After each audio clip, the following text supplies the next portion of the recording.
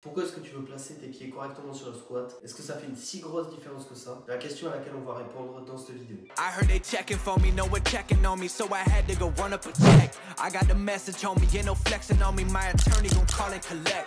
Blessings on blessings for me, my successes only made them envious, they got upset. I had to put all their egos in check. Si tu me connais pas encore, je m'appelle Guillaume, je squatte 200 kg en moins de 74 juniors. Et aujourd'hui, je vais t'expliquer pourquoi les pieds sont extrêmement importants sur le squat et comment tu peux optimiser cet aspect pour avoir le squat le plus fort possible. Déjà, il y a un truc qui est évident, c'est que forcément ton squat, il est évidemment guidé par tes pieds parce que c'est le seul point que tu as de contact avec le sol. Donc ça devrait déjà t'expliquer l'importance des pieds. En fait, c'est des pieds que tu vas produire toute ta force sur le squat. Donc forcément, c'est l'aspect le plus important du squat, même si d'autres personnes te disent que c'est cet aspect, c'est complètement faux. Le seul point de contact que tu vas avoir avec le sol, c'est tes pieds. Donc si tu fais n'importe quoi avec tes pieds, ton squat sera ignoble. Il y a énormément de choses à voir et à apprendre par rapport au squat, donc c'est pas uniquement l'écartement de pieds. Il y a énormément de choses qui rentrent en compte. Donc tu as évidemment l'écartement, tu as l'orientation, tu as la stabilité, tu as l'aspect de visser les pieds dans le sol que je vais t'expliquer un petit peu plus tard, tu as la gestion de l'équilibre, tu as la répartition du poids, et donc on va voir un petit peu tous ces points dans cette vidéo. Donc pour commencer, comment choisir son écartement de pied? Donc c'est simple, ça va être uniquement et exclusivement de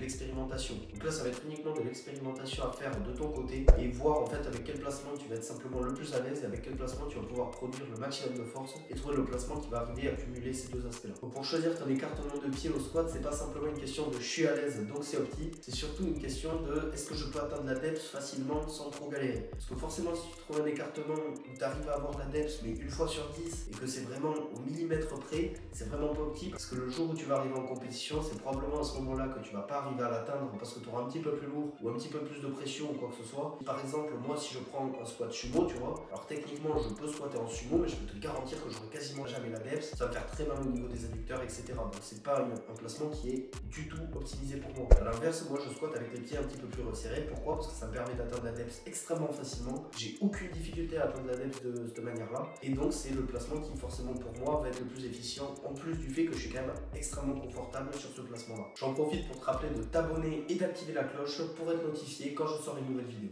Le deuxième facteur extrêmement important, ça va être l'orientation de tes pieds. Donc l'idée, c'est pas juste de squatter avec les pieds devant ou les pieds complètement sur les côtés, c'est comme d'habitude, c'est une nuance. Donc si tu squattes avec les pieds pile devant, le problème que tu vas avoir, c'est que en général, tu vas avoir un petit peu moins d'équilibre, tu vas forcément avoir tendance à avoir tes genoux qui partent sur le côté vers l'intérieur et donc ça va pas suivre, on va dire, l'alignement de tes pieds, donc c'est pas quelque chose qui est intéressant pour toi. Et également, ce que tu veux vraiment focaliser là-dessus, c'est l'engagement des fessiers. Donc moi, je te conseillerais toujours, dans tous les cas, d'orienter un petit peu vers l'extérieur, au minimum, et si possible, peut-être même un petit peu plus. Tout dépend de toi, de ton ressenti, etc.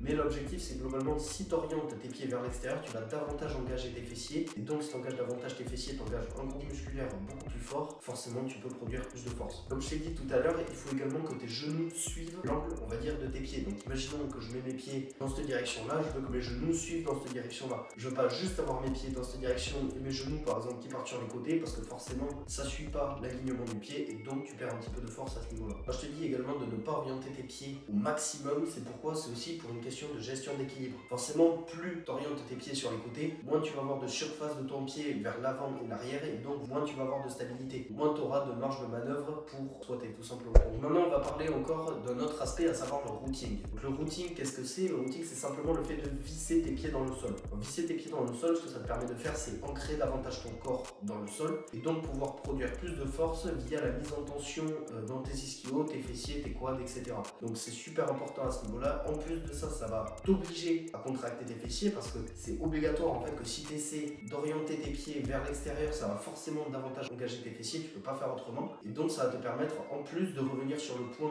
qu'on a vu juste avant. Évidemment, ça va également augmenter ta stabilité. Si tu as aussi du mal à visualiser cette cue, tu peux aussi utiliser le fait de séparer le sol en deux. Séparer le sol en deux, pourquoi? Parce qu'en fait, avec les pointes de pied, tu vas essayer de tirer le sol entre guillemets des deux côtés et donc ça va un petit peu répliquer ce cue également. Pour finir, c'est super important de ne pas oublier la répartition du poids sur le pied. C'est probablement le point que j'aurais dû mettre en numéro 1 à tel point il est important. C'est forcément si tu as tout le poids de ton pied juste sur le talon, ça sert à rien parce que tu vas partir vers l'arrière et donc tu seras pas stable, tu vas pas pouvoir mettre de force. À l'inverse, si tu es que sur l'avant, et si tu es que sur l'avant, en fait tu vas partir en avant, la barre elle va défier un petit peu ton centre de gravité, tu vas pouvoir produire moins de force, etc. Donc c'est pas intéressant. Donc ce qui est important, c'est vraiment d'essayer de maintenir la pression sur 3 points. En gros, le gros orteil, le petit orteil et le talon. Si tu arrives à maintenir entre guillemets un tiers de ta force sur chacun de ces points, à ce moment-là, tu auras le squat le plus efficient possible, tu seras le plus stable possible et donc tu pourras mettre le plus lourd possible. Évidemment, tous ces points dont je t'ai parlé dans cette vidéo, ils vont être extrêmement durs à maîtriser et c'est pas des points que tu vas arriver à maîtriser du jour au lendemain. Et quand tu arriveras à les maîtriser, en tout cas quand tu arriveras à maîtriser une grande partie de tous ces points-là, je peux te garantir que ton squat va devenir largement plus fort et donc tu pourras squatter largement plus lourd, ça c'est une garantie. Regarde cette vidéo si tu veux connaître l'erreur numéro 1 au squat et lâche un like si tu as appris quelque chose dans cette vidéo.